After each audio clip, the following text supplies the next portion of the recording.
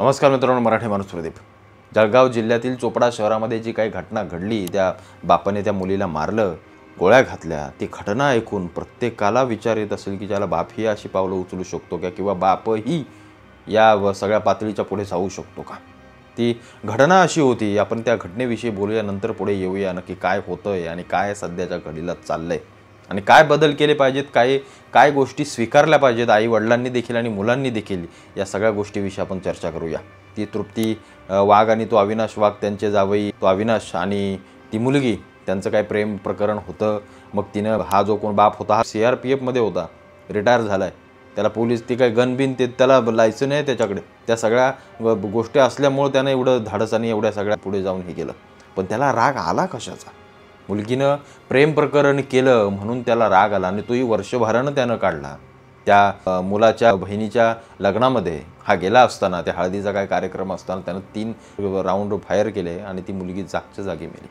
बरं, ती मुलगीच नुसती मेली नाही, तिच्या पोटात असलेलं बाळ, 4-5 महिन्याचं बाळ होतं तिच्या पोटामध्ये, म्हणजे ती गरोदर होती. त्या असल्या अवस्थेमध्ये देखील त्यानं गोळ्या घातल्या. असा बाप खरंच कुणाच्या वाट्याला येऊ नये. कारण प्रश्न बघा, अत्यंत महत्त्वाचे आणि काही मोठे प्रश्न उपस्थित राहत आहेत. ते म्हणजे ते असं कुठलं नाही आहे की ही मुलगी कुठल्या दुसऱ्या धर्माच्या कुठल्या कोणावर पळून गेले मग बाबा तुझा राग आपण मान्य करू शकतो का. नासतं. भले ना कुठला आंतरजातीय देखील हा विवाह आहे, की बाबा कुठल्या दुसऱ्या जातीभीतीच्या ह्याच्यावर केले म्हणून याच्या बापाला राग आला. कारण आपल्याकडं असतं जातीजातीतल्या सगळ्या गोष्टी. मग कारण आपण एवढे आजही सुशिक्षित नाही आहोत, किंवा एवढे आजही आम्ही उच्च शिक्षित नाही आहोत की आम्ही जातीच्या सगळ्या गोष्टींमधून बाहेर येऊ का. एखाद्या मराठ्यानं एखाद्या OBCच्या मुलीला केली म्हणजे दोघं तुम्ही एकाच देवाला पुजताय ना. का काय ते त्यांचा देव दुसरा आणि तुमचा देव दुसरा आहे. आज आमचा दलित हिंदू असेल, तो काय देवालाच पुजतोय ना, की काय काय दुसरं काय त्याच्याकडे आहे. कुठे ना कुठेतरी या गोष्टींचा विचार आम्हाला करावा लागेल, तर आणि तरच या सगळ्या बंधनातून आम्ही बाहेर येऊ. पण या प्रकरणात तसं नाही आहे. ह्या मुलीचा फक्त प्रेम विवाह होता. काय जे प्रेम होतं त्यानंतर त्या दोघांनी विवाह केला. 1 वर्ष चांगले ते राहत आहेत, चांगला नोकरी धंदा आहे त्यांचा.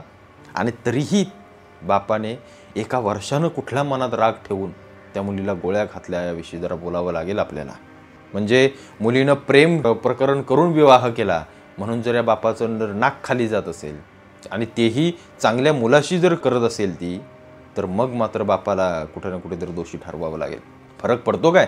त्या मुलीने चांगल्याच मुलाशी लग्न केलं आहे, तो काय कुठला वाईट नाही आहे, कुठल्या काय दुसऱ्या धर्माचा नाही आहे. मग मुस्लिम बिस्लिम आहे, मग तुला बाबा राग आला तिचा, मग गोष्ट वेगळी आहे.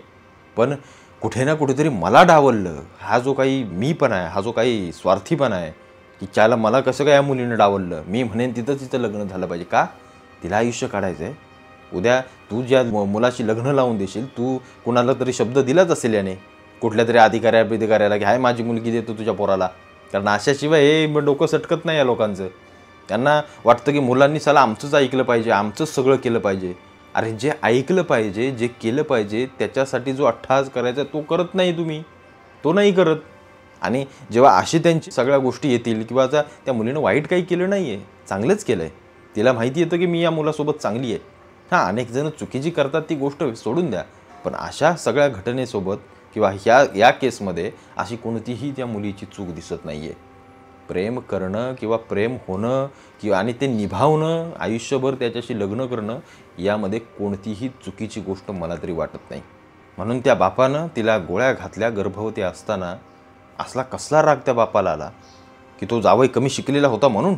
अरे असू दे कमी शिकलेला, पण सुख, समाधान आणि या सगळ्या गोष्टी मिळणं फार महत्त्वाचं असतं. पैसेवाल्यांचं काय घेऊन बसला, 2-2, 3-3 लाख कमवत आहेत आणि बायकांना सोडून देत आहेत, किंवा बायका यांना सोडून देत आहेत. असली प्रकरणं आपल्याकडे घडत आहेत. संसाराला सुख नाही, घरामध्ये सुख नाही, नको तसली भांडणं यांची घराघरात. काय चाटायचे आहेत पैसेवाले.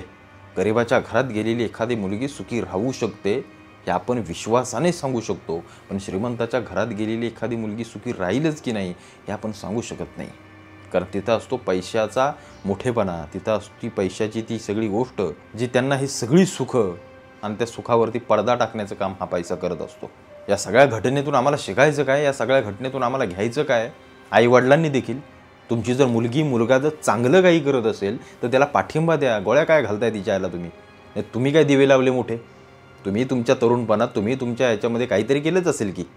प्रश्न हा आहे, मुलं जर योग्य मार्गाला जात असतील तर त्यांना जाऊ द्या.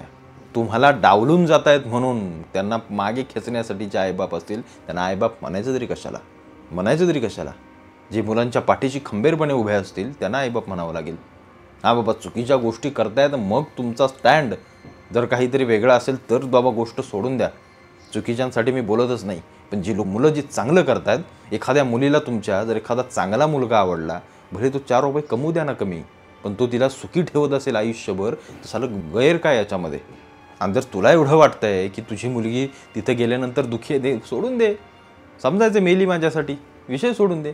हे मारणं, हा राक्षसीपणा, ही सगळी वृत्ती कुठल्या ना कुठल्या तरी वैमनस्यातून आहे की मला डावललं जातं. हा जो स्वार्थीपणा, हा जो मीपणा काही पालकांमध्ये येतो, जो स्वतःच्या मुलांच्याच भविष्यावर जर कुणतीनं तलवार आणत असेल, तर असले आईबाप काय कामाचे? ज्या मुलांना तुम्ही 9 महिने पोटात सांभाळता, अगदी 20-25 वर्षापर्यंत सांभाळता, हाताच्या फोडाप्रमाणे सांभाळता, आणि जेव्हा एखादी गोष्ट त्यांच्या आयुष्याचा निर्णय जेव्हा तुम्हाला न सांगता किंवा तुम्हाला डावलून जर घेत असतील, पण तो चांगला असेल, आणि त्याच्यामध्ये जर तुमचा स्वार्थीपणा येऊन जर तुम्ही गोळ्या घालून त्याला मारत असाल, तर तुम्ही आईबाप म्हणायच्या नावाला कलंकच म्हणावं लागेल. तुम्हाला कलंकच म्हणावं लागेल. गर्भवती, कारण तुम्ही एक जीव नाही, तुम्ही 2 जीव घेतलेत. आंतरजातीय विवाह ही जी काही गोष्ट आहे ना, या ज्या काही गोष्टी आपल्या समाजामध्ये उभ्या केल्यात, ह्या खोडून काढाव्या लागतील. हिंदू म्हणून मी या मताचा आहे, जर एखादी हिंदू मुलगी मुसलमानावर गेली, तिचा विषय सोडून द्यायचा, ती परत आपल्या इथे येता कामा नये, या मताचा मी आहे. जे आहे ते सरळ सांगतो. पण हिंदू म्हणून हिंदूंशी लग्न केलं, मग ते गुजराती असो, यूपीवाला असो, नाही तर दुसरा साऊथचा असो, कोणीही असो, हिंदू म्हणून आपल्या हिंदू लोकांशी लग्न करा. जे आपल्या देवांना पुजतात त्यांच्याशी लग्न करा. या जातीभीती सोडून द्या. आणि पालकांनी देखील लक्षात ठेवावं या सगळ्या गोष्टी. एखाद्या मुलानं दलित मुलीशी लग्न केलं म्हणून काय बिघडलं काय? ती पण हिंदूच आहे, हा पण हिंदूच आहे. एखाद्याने दुसऱ्या कुठल्या जातीशी लग्न केलं म्हणून फरक काय पडतो? हिंदूच आहोत आपण. याच्या जातीतल्या काही गोष्टी पाडून ठेवलेत ना, या गाव लेवलला ते जास्त वळवळ चालते या सगळ्या लोकांची. त्या कुठं ना कुठेतरी ठेचल्या पाहिजेत, नाहीतर हे असे हैवान उभे राहतील. मुलगी प्रेम प्रकरण करून गेल्यानंतर याला तिच्या बापाला आजूबाजूचे आहेत कान भरायला आणि सांगायला, बघा तुमची इज्जत गेली, तुमची हे गेली. या असल्या अवलादी आहेतच, त्यांचं सोडून द्या. तुमच्या मुलांचा विचार करा. जर ते चांगले करतात, बिंदास जगाच्या कुठल्याही गोष्टी न ऐकता त्यांच्या मागे खंबीरपणे उभे राहा. तुमच्या मीपणासाठी, तुमच्या स्वार्थासाठी, तुमच्या कोणत्याही गोष्टीसाठी असली पावलं उचलू नका. त्या मुलीने जे केलं, प्रेम विवाह केला म्हणजे काय कुठली काय मोठी चूक आणि कुठलं मोठं पाप केलं नाही आहे. प्रेम हे प्रत्येकाला होतं, पण ते निभवत आहेत तर ती चांगली गोष्ट आहे, त्याला तुम्ही पाठिंबा द्या. पण हे जे काही कालचं प्रकरण घडलं आहे, ते खरोखर माणुसकीला नाही, या नात्यांना काळीमा फासणार आहे. कसा साला बापावर विश्वास ठेवायचा? उद्या साला गोळी घालेल कुठेही काही येऊन. गर्भवती मुलीला गोळ्या घालणाऱ्या बापाला काही अवलादी म्हणतात, वा काय चांगलं काम केलं. विचार करा तुम्ही, जेव्हा तुम्ही तुमच्या मुलाला अपत्याला जेव्हा गोळ्या घालाल, तुमच्या छोट्याशा एखाद्या इगोसाठी, तो इगो घाला तुमच्या ढोंगणात. तिच्या आयला तुम्ही काय दिवे लावलेत काय नाही ते काय लोकांना माहिती नाही का? तुम्ही तुमच्या आयुष्यात जरा स्वतःच्या झोकून बघा, तुम्ही काय केलं आणि काय नाही केलं ते. हे असले आईबाप कोणाच्या वाट्याला येऊ नयेत. चांगलं करत असतील मुलं, जगाच्या विरोधात जाऊन त्यांच्या पाठीशी उभे राहा. वाईट करत असतील तर मग तुमचा मार्ग तुमच्याजवळ, असं बोलून त्यांचा विषय सोडून द्या. या प्रकरणातून फक्त हेच शिकायचं आहे. एवढंच मला तुम्हाला सांगायचं होतं.